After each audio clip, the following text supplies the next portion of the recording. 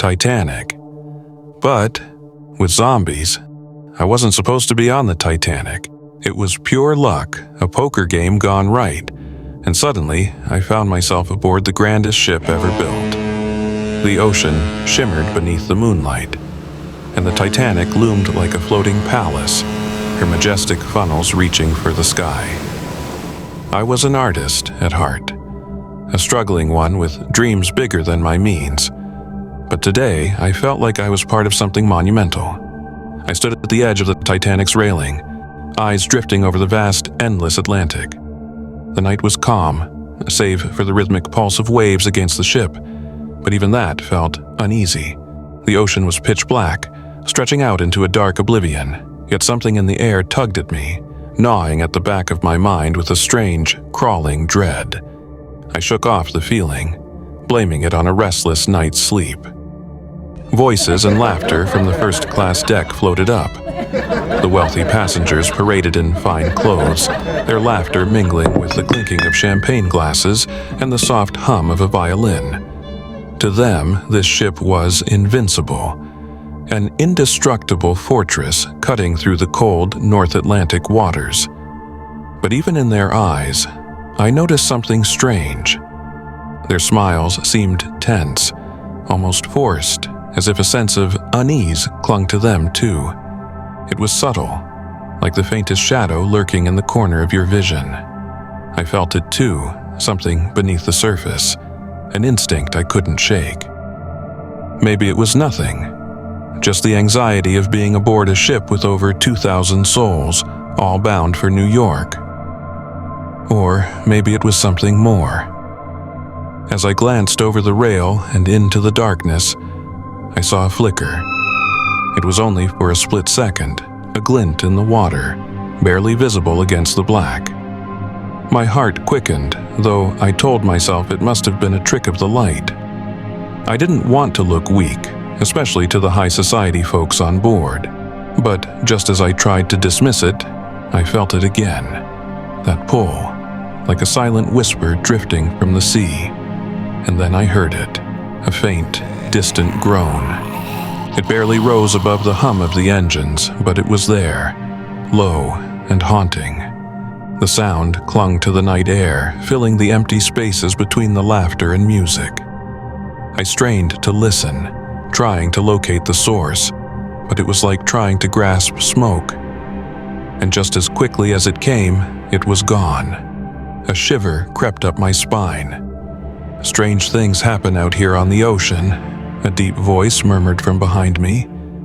I turned to find an old deckhand, his face worn by years at sea, his eyes distant and knowing. He stood by the rail, his gaze fixed on the horizon, as if he could see something far beyond what the rest of us could. The lines on his face seemed etched with stories, secrets he would never fully tell. "Did you hear that?" I asked, trying to keep my voice steady. "Aye," he replied, without a hint of surprise. "Heard it every night since we set sail. This ocean, it's got a hunger in it." The hairs on my arms prickled. "A hunger?" He nodded slowly, his gaze never leaving the horizon. "There are things that move in the dark waters, things that don't belong to this world, and sometimes when the ocean's hungry enough, it'll swallow entire ships, drag them down to the depths never to be seen again." I wanted to laugh it off, call it an old sailor's tale, but something in his voice stilled me. He didn't speak with the flair of a storyteller. He spoke like someone who had seen things, someone who knew fear in a way I couldn't understand. "You'd best keep your wits about you, lad," he continued, finally turning to look at me. His eyes were dark, unreadable, like twin voids. "There's a storm coming, one we can't see." Just then, a commotion stirred on the lower deck. 2 crew members emerged, dragging a third between them. His face was pale, beads of sweat glistening on his brow despite the cold air. He looked delirious, muttering incoherently as his eyes darted around wildly. His hand clutched his arm, where I could see a torn sleeve, the fabric stained with dark blood. One of the crewmen caught my eye and shook his head, mouthing something that made my blood run cold. "Bitten!" The bitten man thrashed, his voice rising to a fevered pitch. "They're coming. We're all cursed. You have to get off this ship before it's too late." The crewman silenced him, casting nervous glances at the gathering crowd. Whispers spread like wildfire, rumors and speculations filling the air. The old deckhand beside me muttered a curse under his breath, gripping the rail tightly. "Best keep that to yourself," he warned, his voice barely audible. "They don't want panic spreading across the ship." As the crew hauled the delirious man below deck, a chill settled over me. His eyes met mine for a fleeting moment, filled with such terror it felt like a punch to the gut. Whatever he had seen, it had broken him. For a while, I tried to shake it off, to tell myself it was just the ramblings of a sick man. But as I wandered through the lower decks later that night, I couldn't ignore the subtle changes around me. The air felt heavier, the creaks and groans of the ship louder, more urgent. Shadows seemed to cling to the walls, twisting and shifting in unnatural ways. And every so often I would catch a whiff of something foul, a stench that was out of place, like rotting meat left too long in the sun. In the hallways I passed other crew members, their faces tight and drawn. They spoke in hushed voices, their eyes darting about as if expecting something to leap out from the shadows. And then there were the passengers, a few of them whispering among themselves about strange sightings, bizarre shadows moving below deck, and the sick man's eerie words. As the night wore on, that haunting groan I'd heard earlier returned, this time louder, echoing through the corridors. The sound seeped into my bones, raising goosebumps on my skin. It felt like a warning, a siren's call, beckoning us into the unknown. Back on the upper deck, I leaned over the rail once more, peering into the endless black. The water looked still, eerily calm, but deep down I could feel it, a pulse, a presence lurking just beneath the surface, waiting, biding its time. The old deckhand's words echoed in my mind. "There's a storm coming, one we can't see." And then, just as the clock struck midnight, the silence shattered. A blood-curdling scream tore through the night, piercing and raw, followed by frantic footsteps and the unmistakable sound of chaos. I whipped around, heart pounding, as passengers stumbled out of their cabins, their faces twisted in terror. Down the corridor, I saw them.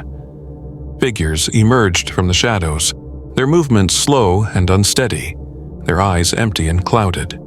Their skin was pale, decayed, peeling away in patches to reveal bone and sinew beneath. The stench hit me first, a sickly sweet odor of death, thick and cloying. My stomach churned, bile rising in my throat. It was impossible, surreal, like some twisted nightmare brought to life. These creatures, these things, weren't human anymore. Their hollow eyes locked onto us, their jaws slack, drool dripping from their cracked lips. I stumbled back, heart racing, the reality of it all crashing down on me. We weren't alone on this ship. We were trapped, surrounded by the undead. And the Titanic, our supposed safe haven, was now a floating prison, adrift in a sea of horrors. As I braced myself against the rail, my hands shaking, I realized the old deckhand had been right. There was a storm coming, but it wasn't a force of nature. It was something far worse. The screams grew louder, piercing through the cold night air, their echoes reverberating along the Titanic's corridors. My heart hammered in my chest as passengers scrambled in all directions, tripping over themselves as they tried to flee the chaos unfolding below deck. I fought the urge to run, my instincts torn between the desire to escape and the need to understand this nightmare. Then, amidst the chaos, I saw her. A young woman with fiery red hair, her green dress flowing as she darted through the crowd, wide-eyed and terrified. She spotted me, her gaze locking onto mine, and for a brief second, it felt as though everything around us froze. I had no idea who she was, yet in that instant, I felt the same desperation in her that pulsed within me. "Help!" she shouted, her voice tinged with panic as she sprinted toward me. They're everywhere." I reached out, grabbing her hand, pulling her closer to me. "What's happening down there?" I asked, trying to keep my voice steady despite the rising dread gnawing at me. Her face was pale, her chest heaving with each breath. "People, they've changed. They're attacking anyone they see. I don't understand. They look like..." She hesitated, unable to find the words. "Like the dead," I finished for her, my own voice barely a whisper. She nodded, her eyes wide with horror. "Yes, but it's not just below deck. I saw them in the first-class cabins too." A loud crash came from behind us, and we turned to see a group of passengers barricading a hallway with furniture and suitcases. They worked frantically, piling anything they could find to keep the undead at bay. Just beyond the makeshift barrier, a figure staggered toward them, its skin gray and torn, its mouth open in a twisted, unnatural smile. It let out a low guttural groan, clawing at the barrier, desperate to reach the living flesh on the other side. "They're already here," I muttered, more to myself than to the woman beside me. "We need to move," she said, pulling me down the corridor. "If we stay here, we'll end up like them." We sprinted down the hallway, our footsteps echoing as the sounds of chaos faded behind us. I didn't know where we were going, only that we needed to get away from the nightmare happening out there. We dodged groups of people frantically searching for lifeboats, ignoring the officers' attempts to maintain order. They were panicked, desperate. All illusions of safety shattered. As we rounded a corner, we stumbled into a small, empty lounge. The red-haired woman slumped against a wall, catching her breath. I leaned against a table, trying to make sense of it all. The Titanic was supposed to be unsinkable, a marvel of human engineering. Yet here we were, its grand halls and luxurious rooms transformed into a battleground, its passengers fighting to survive against an enemy beyond comprehension. "What's your name?" I asked, realizing we hadn't even exchanged introductions. "Rose," she replied, her voice barely above a whisper. She looked up, her eyes reflecting the faint glow of the ship's emergency lights. "And you?" "Jack." We shared a brief, bitter smile, a moment of humanity amidst the horror surrounding us. But it was short-lived. The groans of the undead echoed down the corridor, growing louder, closer. "They're coming," Rose said, her voice shaking. I nodded, forcing myself to focus. "We need a plan. There has to be a safe place on this ship." Rose looked around, her mind racing. "The bridge? Maybe the captain can help us. If anyone knows a way out of this, it's him." It was a slim chance, but in a situation like this, any chance was better than none. I took her hand, and together we navigated the narrow hallways, avoiding the undead that stumbled through the ship.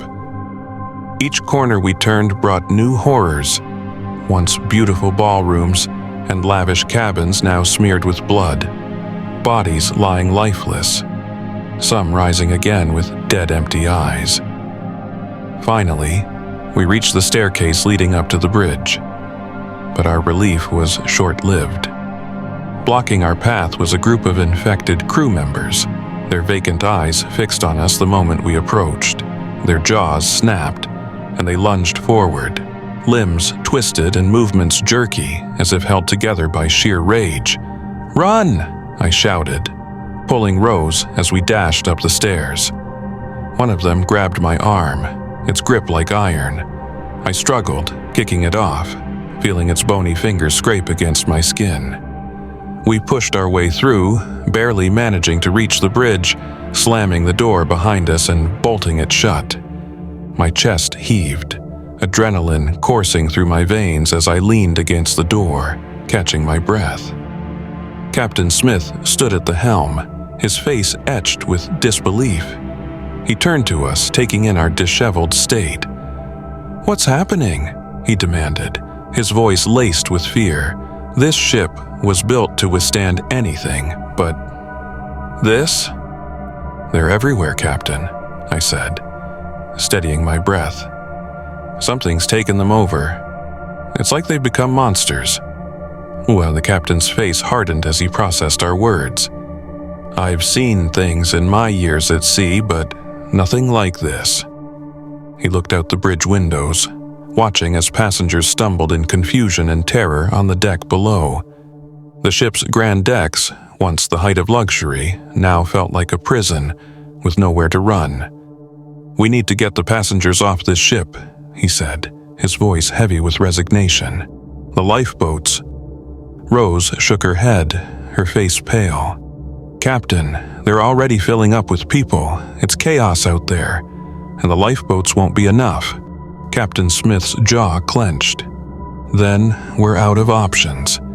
He turned to me, his eyes weary but determined. "If we're going down, we'll go down fighting." He opened a locker, pulling out a flare gun and handing it to me. "Use this to light the way if you're cornered," he instructed. "It's not much, but it's better than nothing." I took the flare gun, feeling the cold metal in my hands. Rose picked up an iron pipe, gripping it tightly, her knuckles white. We shared a glance, a silent promise to fight, to survive, no matter what it took. The captain's voice brought us back to reality.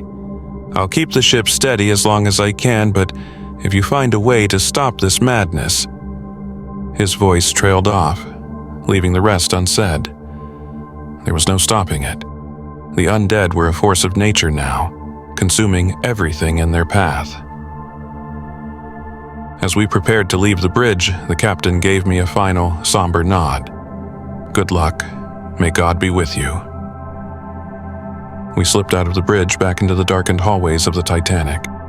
The ship groaned beneath us, a metallic wail that sounded almost like a scream. We moved through the shadows, avoiding the undead as we searched for an escape, our path illuminated only by the dim glow of the emergency lights. We fought our way through the decks, each encounter with the undead a brutal reminder of what awaited us if we faltered. The flare gun flashed, casting flickering shadows that danced across the walls as we struck out at the undead, our breaths coming in ragged gasps. The elegant corridors, once bustling with life, now felt like a twisted maze, each turn hiding fresh horrors.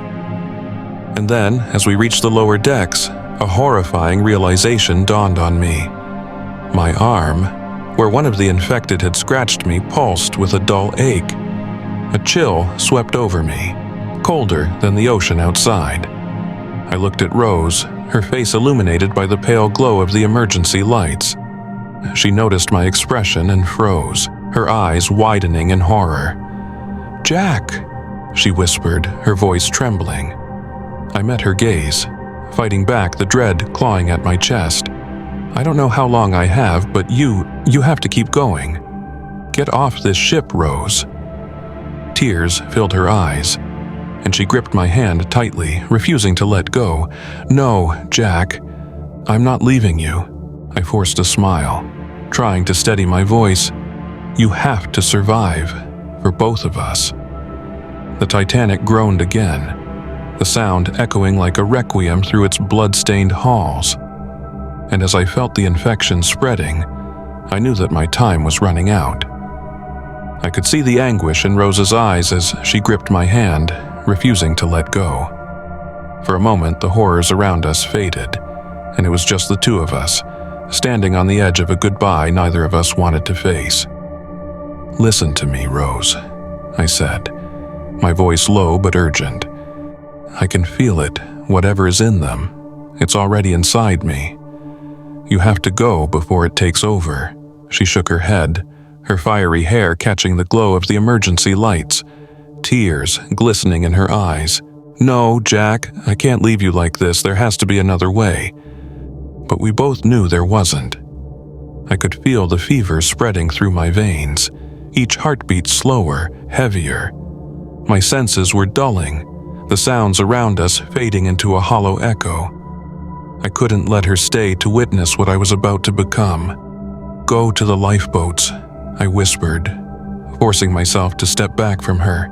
"Get off this ship. Survive for both of us." She clutched at my hand, her grip fierce, as if holding on could keep the infection at bay. "Jack, please," she pleaded, her voice breaking. "There has to be something we can do." I swallowed, steeling myself for what I was about to say. "Rose, I need you to promise me you'll live." She hesitated, her face a mixture of sorrow and defiance, before finally nodding, her voice choked with tears. "I promise, Jack." I felt a wave of relief, but it was tempered by the growing chill in my body. The last warmth I felt was from her hand in mine. I released her hand, taking a step back, my vision dimming, the world around us blurring. As the infection tightened its grip, I felt a surge of clarity. One final moment before the darkness. I reached into my pocket, pulling out the silver pendant my mother had given me years ago. I pressed it into her palm, closing her fingers around it. "Keep this," I said, my voice barely a whisper. "Something to remember me by when this is over." Rose's hand tightened around the pendant, her tears falling silently as she took a step back. I could feel my muscles tightening, my breaths becoming shallow and jagged, and I knew the end was near. I met her gaze one last time, a silent goodbye passing between us. "Go," I whispered, my voice barely audible. "Go now." With one last heart-wrenching glance, she turned and disappeared into the shadows, leaving me alone with the infection slowly taking over. I sank to my knees, the cold metal floor of the Titanic pressing against my skin as I felt my humanity slipping away, piece by piece. I ran, my footsteps echoing down the narrow corridors, my heart a mix of terror and grief. I held tight to the pendant Jack had given me, the metal cold in my palm. I couldn't believe I was leaving him behind, but I knew deep down that he was right. Jack was already gone. The grand halls of the ship had turned into chambers of horror, filled with screams, desperate cries, and the low groans of the infected as they staggered through the decks. I ducked behind a fallen statue, struggling to quiet my breath as a group of zombies lurched past me, their dead eyes blank, their skin grey and peeling. My heart hammered, but I forced myself to stay calm. I had promised him I'd survive. I couldn't break that promise now. Winding my way through the labyrinth of corridors, I came across small clusters of survivors, each group just as frantic as the next. I caught bits of hushed, desperate voices, whispers about lifeboats on the port side. They weren't sure if they were still there, but I clung to that glimmer of hope and pushed on, each step a fresh reminder of Jack's sacrifice, of the love and courage he'd shown me in those last moments. Just as I neared the deck, a loud crash shattered the tense silence behind me, followed by frantic footsteps. I turned, heart racing, to see a horde of the infected flooding into the hallway, their empty eyes fixated on me. Without thinking, I turned and ran, sprinting through the corridor, barely feeling my feet touch the ground as I raced toward the promise of escape. Bursting onto the deck, the cold night air stung my face. The ocean stretched out before me, dark and endless, a silent, unyielding witness to all this madness. A few lifeboats still clung to the side, their passengers desperately lowering them into the water. I stumbled forward, my voice breaking as I shouted, "Wait! Please let me on!" I could see the wariness in their eyes, the hesitation, but after a moment they reached out and pulled me into the boat. I collapsed into a seat, clutching Jack's pendant like it was the only thing tethering me to him. My heart ached, heavy with the weight of what I'd lost. As the lifeboat hit the water, I looked back at the Titanic, its massive silhouette now shadowed and eerie, a ship that once held such promise, now sinking into darkness. And then, for a fleeting moment, I saw him, Jack, standing at the edge, his figure caught in the faint glow of the emergency lights. my heart stilled, part of me desperate to believe it was real. But I knew it couldn't be. Jack was gone. The lifeboat drifted farther, the ship shrinking against the horizon, becoming just another shape in the darkness. I held the pendant close, vowing silently to live, to fight, to carry on, for him. As the boat rocked gently on the waves, I looked back one last time at the sinking ship, feeling a tear trace down my cheek, hot against the cold night air. I had survived, but a piece of me would remain on that ship forever, alongside the memory of the man named Jack. Let me know in the comments below if you want to hear more from this story. Please like and subscribe. Thank you.